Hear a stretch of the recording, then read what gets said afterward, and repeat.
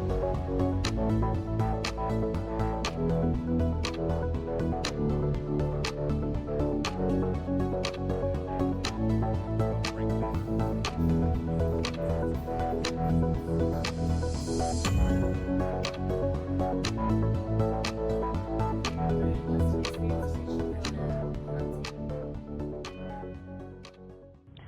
Tigers, and welcome to Tigers Run News. I'm Asia Dolson. And I'm Daton, Vaughn, and welcome to our weekly newscast. So how was your week? Busy, long, I've gotten maybe 3 hours of sleep max this week. So how about you? 3 hours, that's long. I didn't get any sleep. I've been here from 9 to 9, and then try to find something to eat at 10:30. It's like impossible. So it's Red Bull and Pop-Tarts. I completely understand. But Tigers, we have a loaded week ahead full of celebrations. A historic moment is unfolding at Savannah State University. The campus is preparing to celebrate the investiture for Dr. Jermaine Whirl as the university's 15th president, marking a new chapter in leadership for Georgia's first public HBCU. The investiture ceremony is set for Friday, April 17th at 10 a.m. inside Tiger Arena. The investiture is a long-standing academic tradition that formally installs the university's president into office. But this year, Savannah State is expanding the one-day event to a full week of celebrations. Join me as we take a look at what's coming up this week. Savannah State University is getting ready for a historic moment as students, faculty, alumni, and community members prepare for the investiture of Dr. Jermaine Whirl. The formal ceremony is set for Friday, April 17th at 10 a.m. in Tiger Arena. As a part of the week from April 15th to April 18th, the week's events begin on Wednesday, April 15th, with a campus-wide community service day from 8 a.m. to 3 p.m. Later that evening, the university will host Melodies on the March from 5 to 7 p.m., giving the campus community a chance to gather through music and celebration. So for us, Service Day is an opportunity for us to not just celebrate the new leadership here at Savannah State University during that investiture week, but it's also an opportunity for us to reaffirm our commitment to meeting needs and giving back to the institution through several community service projects. Since taking office in April 2025, Dr. Whirl has introduced the Upward 2030 strategic plan, expanding the university from 4 colleges to 5, helped establish the Hyundai College of Education as the first named college in school history, and secured Hyundai's $5 million gift. The celebration continues with the presidential pep rally on Thursday, April 16th from noon to 3 p.m., followed by the ceremony on Friday, campus tours immediately after, and the annual scholarship gala Saturday, April 18th at 6 p.m. Well, I hope this event shows that Dr. Whirl's vision as president, part of that is also making sure that the entire Savannah community is a part of his vision and his strategic plan. For many here on campus, this ceremony is more than a celebration. It is also a chance for students to reflect on where Savannah State is heading and what they hope to see from the university's next chapter under President Jermaine Whirl. University leaders say the week is not only about honoring the past, but it's also setting the tone for the university's future. For more information or to RSVP, you can visit the university website, savannahstate.edu/investiture. Savannah State University has named a new chief of police here at Savannah State. Mr. Torrance Garvin has been named the university's new chief of police, and Josh Ryan has that story. Savannah State welcomes new police chief Torrance Garvin, a Savannah native with 34 years of experience. Now on campus, he's prioritizing student engagement, focused on building trust and creating a safe, supportive environment for the Tiger community. Well, in the near future and very soon, we'll be having what I call open door, a one-on-one with the new police chief. It could be here at the PD, or it could be in the Student U, or it could be at the King Frazier. It's where I need to be at. Chief Garvin says he's already working on new plans to strengthen campus security, focused on visibility, outreach, and building trust with students. Here's a look at what he hopes to implement. I would like to establish an advisory board, and that will be coming in the near future. Not right now, but it is something that I plan on doing, and that's going to consist of the Student Government Association, students from the different classifications, those faculty and staff, and then I'm also going to reach out to the community that's around Savannah State too, and get them on board too. The process that I'm in now is an observation process, but while I'm in this observation process, I'm also looking at how many cameras do we have out on this campus, where they're situated at, how many call boxes do we have, are they situated in a location where the students can easily get to them, or is it different things that the students want the public safety department to know? Very soon, probably in the next 20, 30 days, we're going to be trying to implement what I call a visitor's log, where you may be out here on campus for a particular business, or you may be visiting someone in one of the dorms that we have out here. So we're going to have you register your ID, your vehicle, and give you a visitor's pass, which will conclude at the end of the day, and you have to return that back in. As he begins this new chapter, Chief Garvin says his focus goes beyond just safety. I asked him what he hopes students will think of him when it's all said and done. They saw a difference in their public safety. They were able to approach any officer or any civilian staff who represent the security aspect of this, that the department itself is a trustworthy department. The department itself is a more open, transparent department, and it's a department that has set standards where we respect all individuals.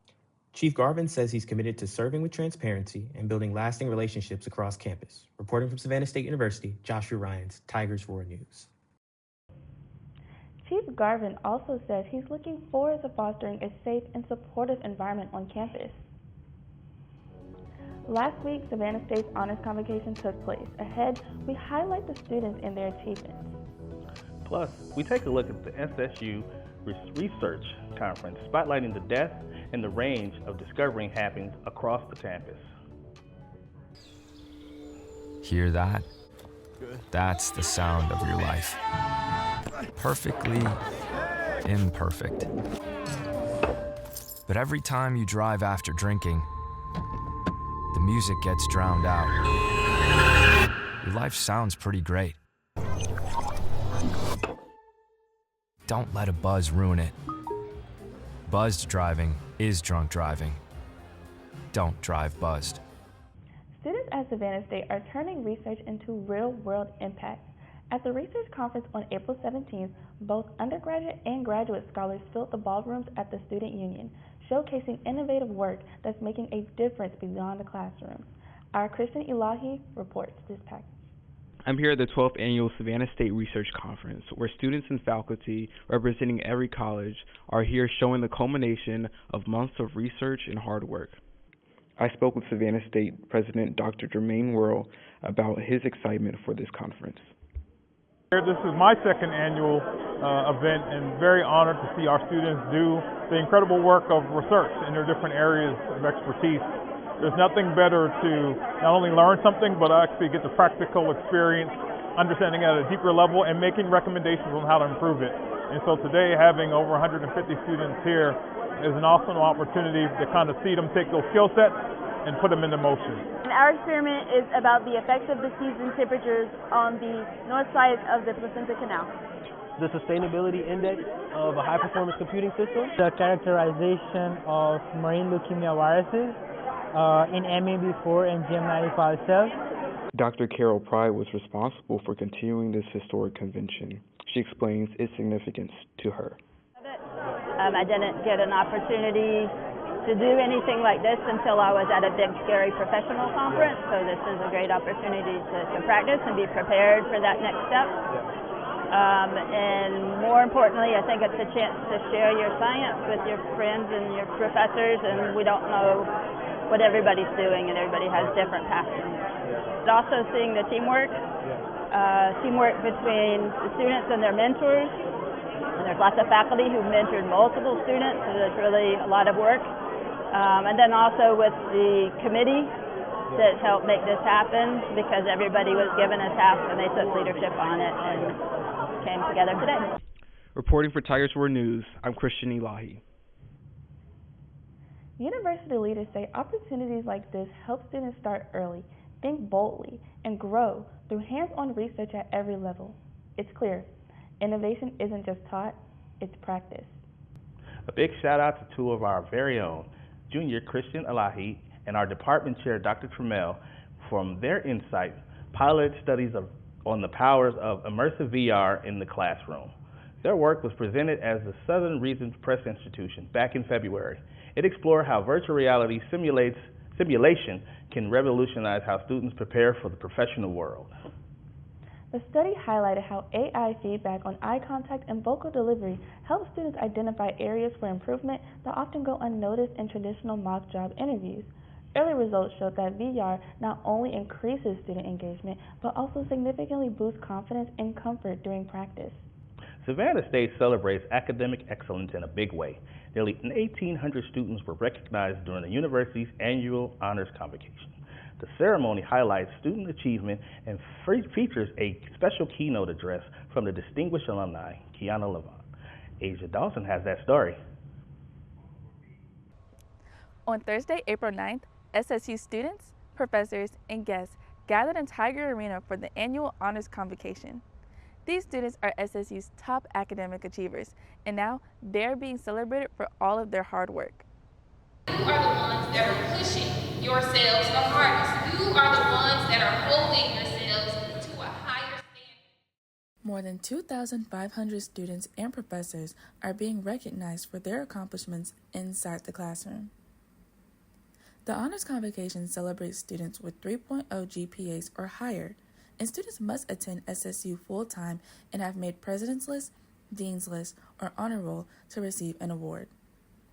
Students had the opportunity to receive a blue ribbon, bronze medallion, silver medallion, or gold medallion.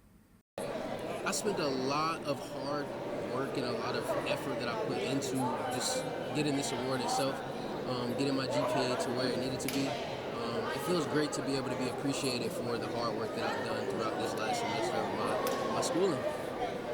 Receiving these awards impacted my life because it shows a testament of Jesus Christ's grace on my life because he allowed me to go to Savannah State. I wasn't originally supposed to be here. So receiving these awards shows that once you continue to be obedient towards the Lord and continue to believe in yourself and him as well, that it will take you far in life.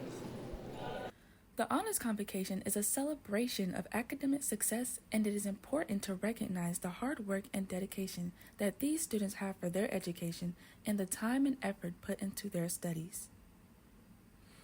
However, students were not the only ones being recognized. Professors were also celebrated for going above and beyond in the classroom as well. It's supremely important, student success and our legacy, because even with our speaker today, Quiana, Dr. Levant, she was here when I first got here. She was a student here, and just to see how much she has built because of the foundation of excellence that she established here, I think gives students today and forever, something to shoot a platform to strive for.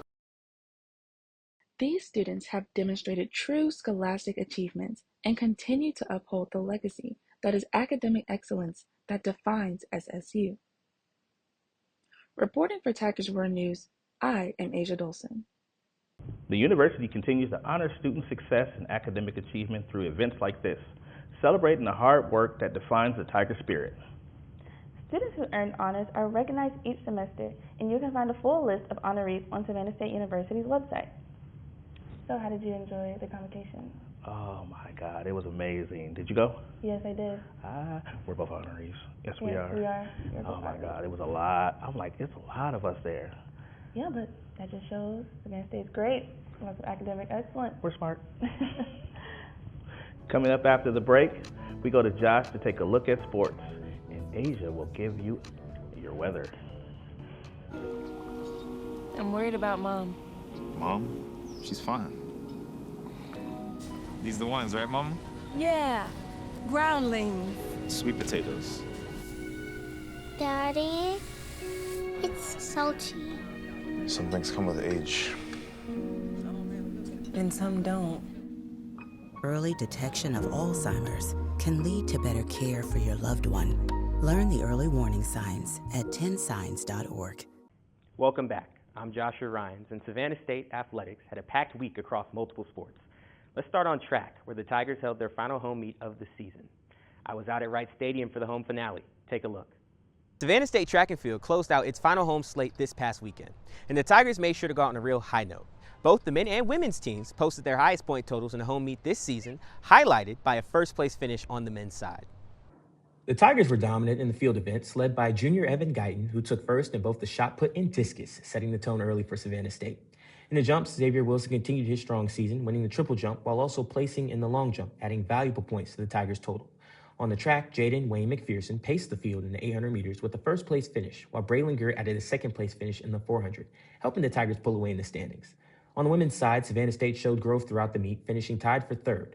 Kiona Chance led the way with the win in triple jump and a second-place finish in the long jump, while Sanaya Swain dominated in the hurdles, taking first in the 100-meter hurdles and second in the 400-meter hurdles. With strong performances across the board, the Tigers showed both depth and versatility in their final home appearance of the season. After the meet, I had a chance to catch up with assistant head coach Chad Cannon and gauge the team's mindset heading into the back half of the season. Well, we're always looking forward to conference. That's our main goal. Mindset, we've got to get a better mentality, mentality of commitment to the team, commitment to themselves, a belief in themselves, and running these meets during the season up to that builds that up. So that's the goal in the last couple weeks here before conference, really to build up their mindset that they do believe in themselves. They do believe in the rest of the team as well. So we can score as a team high in the conference meet. Savannah State didn't just compete. They made a statement. With the postseason approaching, the Tigers are building momentum at the right time. Savannah State will now hit the road for their final two meets of the season before turning their focus to the SIAC championships. Reporting for Savannah State, I'm Joshua Ryans, Tigers Roar News. Strong finish from Savannah State Track and Field as they continue to build momentum heading toward the postseason.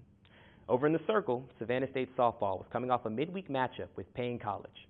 The Tigers split their midweek games in dramatic fashion. In Game 1, the Tigers leaned on their pitching as Dania Allen delivered a complete game performance with 10 strikeouts, allowing just one run in a 4-1 victory.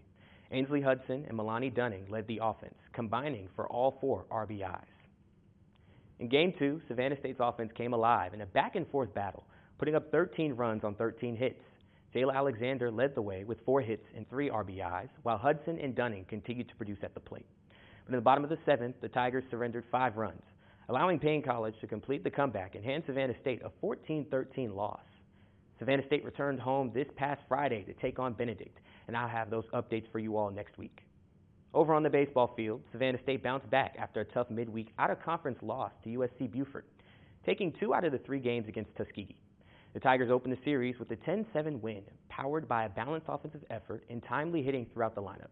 They followed that up with a 10-2 victory in Game 2, showing discipline at the plate, while getting a dominant outing from Salvatore Urso on the mound. Across the weekend, Jason Ramos led the offense with a 4-hit performance, while Haakam Smith and Kadani Stevens provided consistency at the plate. On the mound, Urso controlled Game 2, and Gregorio Gonzalez struck out 11 batters in the series finale. Savannah State dropped the final game 14-8, but still secured the series win. The Tigers also returned home this past Friday to face Benedict, and I'll have those updates for you all next week. Back to you guys in studio. Thank you for that rundown, Josh. The results are in for the Student Government Association elections. Coming in at 309 votes, Tavon Adams will be our 11th Mr. Savannah State. Receiving 496 votes, Michaela Moody will be the next Miss Savannah State University. Tyler Ashford will be our next Student Government Association President. Deshaun German is our Vice President, and David Simpson will be the next Chief Justice. For a full list of the election results, you can head on over to Savannah State's Student Government Association webpage. Let's take a look at our forecast for the week ahead. Spring is definitely making its presence known. Yes, after the rain and fluctuating temperatures from last week, warmer weather is ahead. Here is the weather update from AccuWeather. Starting off around April 12th, we'll see plenty of sunshine with a high near 79 degrees and a cooler morning in the upper 50s. By the 13th and 14th, temperatures begin to climb into the low 80s with a mix of sun and a few clouds, comfortable spring weather. Heading into the 15th and 16th, things heat up a bit more. Highs reach the mid to upper 80s, and we'll start to feel that early summer warmth building in. And by the 17th and 18th, we're topping out around 90 degrees both days, with partly cloudy skies, mild mornings in the mid-60s. This week. I heard summer. I don't care about anything else, but I heard summer in there. Yes, I'm so ready for summer myself. Can't stand this spring weather. It's too much for me. I'm ready for the heat. Take a nice little walk on the beach or something. Without the breeze, because that cold breeze that's been going on, I can't do it anymore. It's too cold for a breeze. Do it. We're still in the 60s right now. But thank you for joining us for this edition of Tigers Roar News. You can visit our website, tigersroar.com, to stay up to date on all things here on the campus of Savannah State. Plus, you can follow us at SSU Tigers Roar on Facebook, Instagram, and X, formerly known as Twitter. Have a great week, and we will see you right back here next week.